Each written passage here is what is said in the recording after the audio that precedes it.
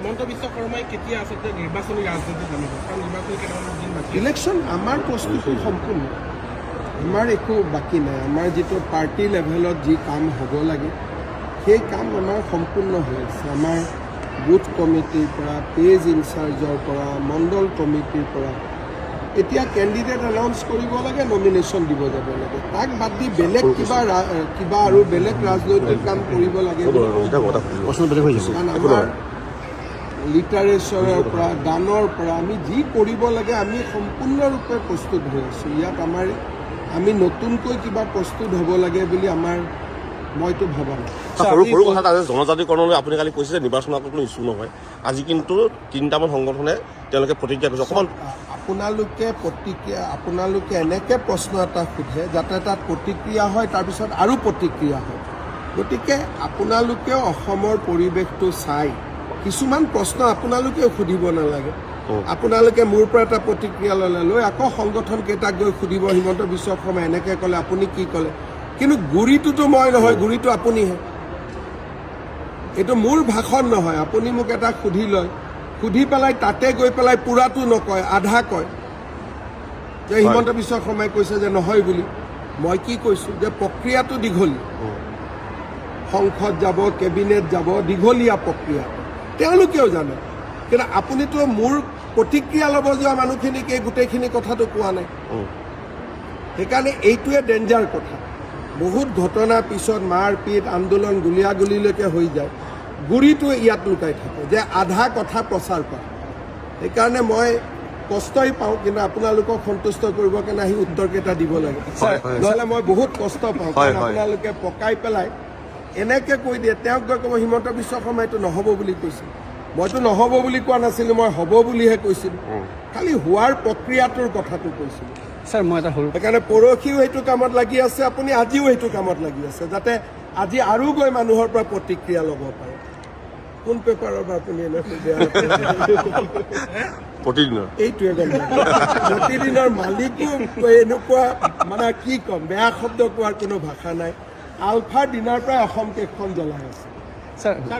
এটাইতো থিয় হৈ টিভিত জঁপিয়াই থাকে, নিজে কেতিয়াবা অকলে অকলেও আধা ঘণ্টা জঁপিয়াই। গতিকে এইবিলাক কিয় কৰি থাকে? শান্তিত থাকিব দিয়ক না, ফূৰ্তিৰ পৰিৱেশ এটা। নতুন বছৰত উপহাৰ দিম বুলি কৈছে। আপুনি কোন পেপাৰ বুলি কওঁতে চবেই হাঁহি দিছে। মানে কিমান লেভেল হৈ গৈছে প্ৰতিদিনটো আপুনি ভাবক। ছাৰ সাংবাদিকসকলৰ কাৰণে কিবা উপহাৰ নতুন বছৰ চাই আছোঁ পীযুষৰ লগত মই কথা।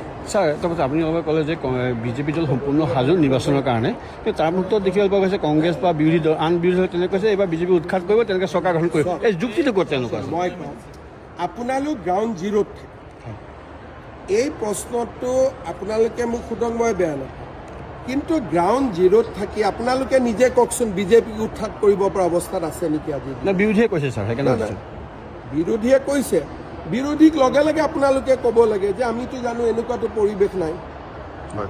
আজিৰ দিনত এই মিটিংখন মাত্ৰ শুনি আহিলোঁ। চবকে সুধিলোঁ কাক ভোট দিব, কোনে হাত উঠালে? ইয়াৰ ভিতৰত 10% এনেই হাত উঠালে। অসমীয়া মহিলাই 90%টো কেতিয়াও অসত্য কথা নকয়, হয় নহয়? আৰু আপোনালোক ফিল্ডত থাকে, মানুহক আলোচনা কৰিলেইতো গম পায় কাক কোনে ভোট দিব। সেইকাৰণে মই ভাবোঁ যে আপোনালোকে মালিকবিলাককো কৈ দিব যে এইবাৰ হাৱাটো বেলেগ আছে।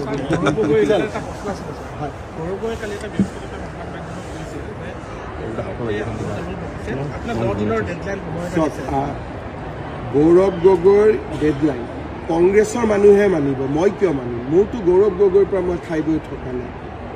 গতিকে মোৰ যেইদিনাখনে মনত ইচ্ছা হ'ব মই সিদিনাখনেই কৰিম। গৌৰৱ গগৈ না মই ভাত খাইছোঁ, না মই পানী খাইছোঁ। যোনে গৌৰৱ গগৈৰ পৰা টিকট পাবলগীয়া আছে তেওঁলোকে গৌৰৱ গগৈৰ কথা শুনিব।